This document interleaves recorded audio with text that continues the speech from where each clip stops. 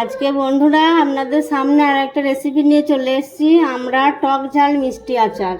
তো আজকে আমি প্রথমে কড়াইটা জ্বেলে দিলাম, ওভেনটা জ্বেলে দিলাম, দিয়ে কড়াইয়ে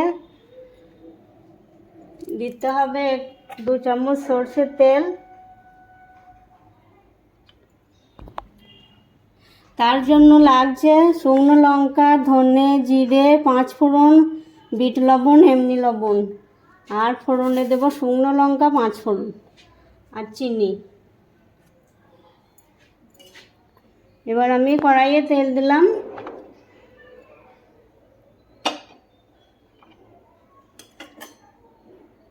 তেলটা হয়ে এসছে। এবার আমি শুকনো লঙ্কা আর 5 ফোড়ন দিয়ে ফোড়ন দিলাম।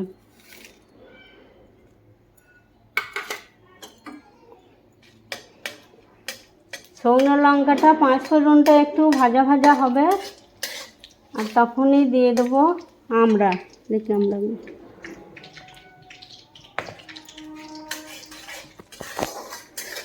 তো আমড়াটা আমি প্রথমে ধুয়ে ভালো করে ছিলে নিয়েছি।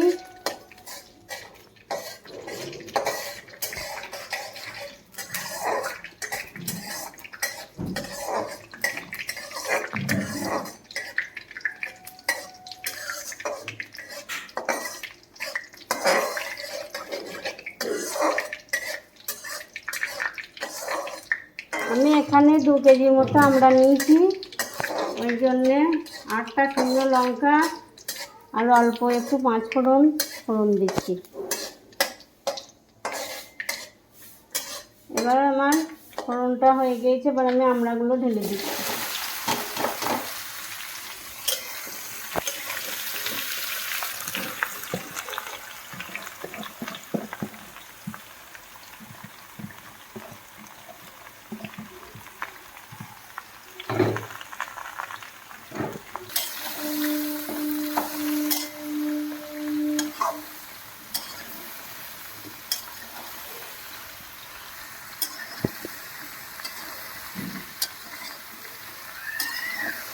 বন্ধুরা, এর মধ্যে আমি দিয়ে দেবো সাদা লবণ।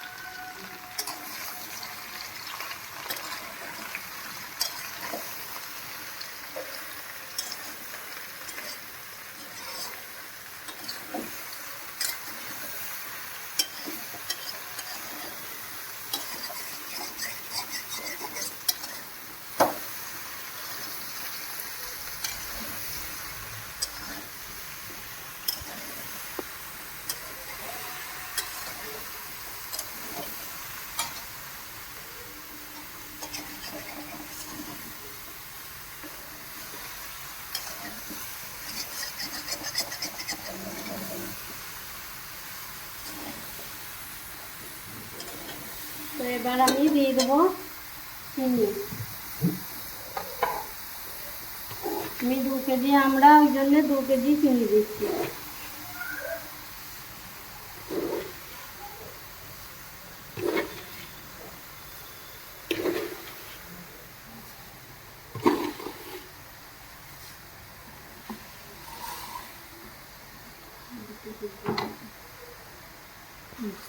দু কেজি চিনি দিয়ে দিলাম।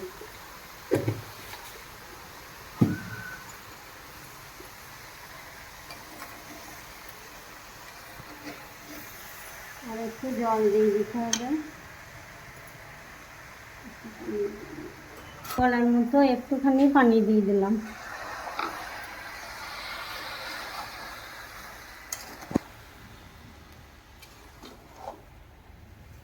বলবো এগুলো গলার জন্য খানিকক্ষণ ওয়েট করতে হবে। এইদিকে আমি আমরা আচারে যে মশলাটা রেডি করব,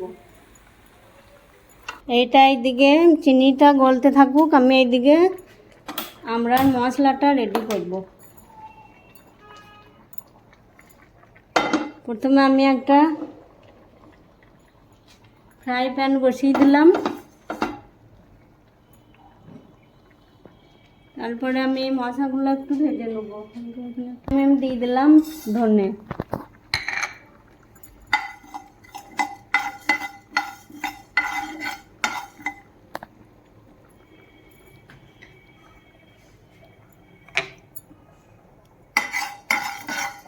তারপরে দিয়ে দিলাম গোটা জিরে, তারপরে শুকনো লঙ্কা, আর সব শেষে দিলাম 5 ফোড়ন। এবার এগুলো একটু নেড়ে ছেড়ে নেবো হালকা করে।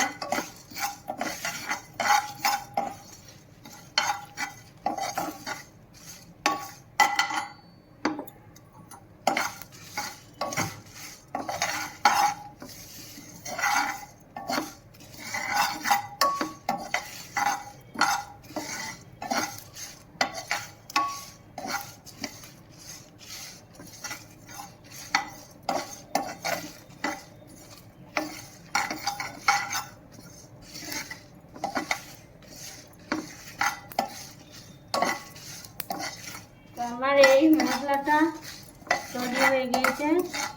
এবার আমি মিক্সারে একটু গুঁড়ো করে নেব হালকা করে।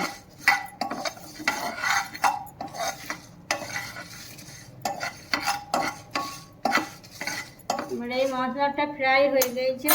এবার একটু এই মশলাটা আমার ফ্রাই করা হয়ে গিয়েছে। এবার একটু ঠান্ডা হবে, দিয়ে মিক্সারে একটু সামান্য গুঁড়ো করে নেব। এইটা আর খানিক হবে আমরা এই যে চিনির পানিগুলো বের হচ্ছে, এগুলো আর খানিক হবে, ওই জন্য একটু নাড়াচাড়া করতে হবে। আর 10-15 মিনিটের মতো হলেই হয়ে যাবে।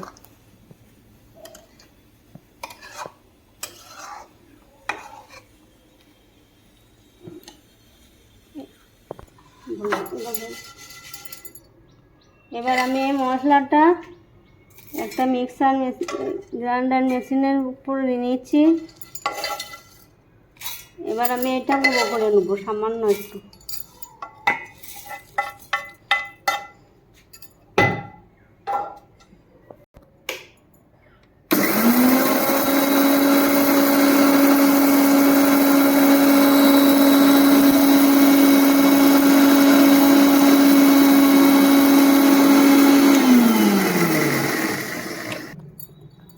এটা আমার হয়ে গিয়েছে মশলাটা, এরকম ঠিক হতে হবে আধ গুঁড়ো।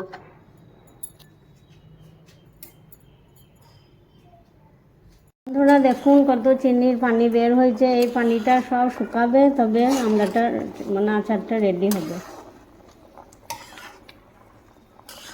এই পানিটা জাল করে শুকাতে হবে।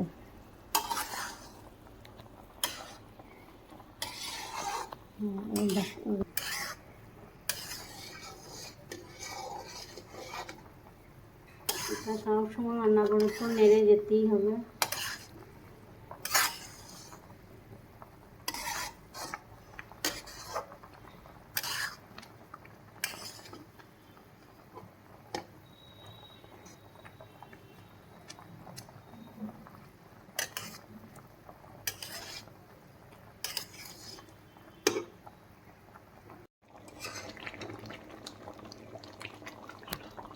বন্ধুরা এবার আমার আমড়ার আচারটা রেডি। এবার আমি যে ভাজা মশলাটা তৈরি করেছিলাম ওইটা 3 চামচ দিয়ে দিলাম, আর দিলাম বিট লবণ,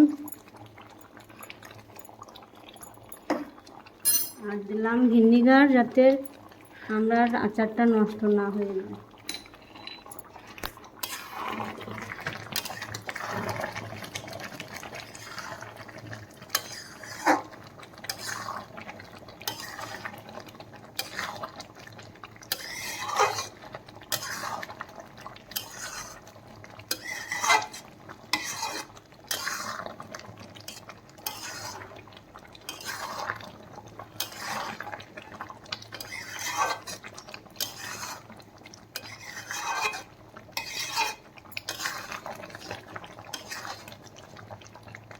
আচারটা রেডি।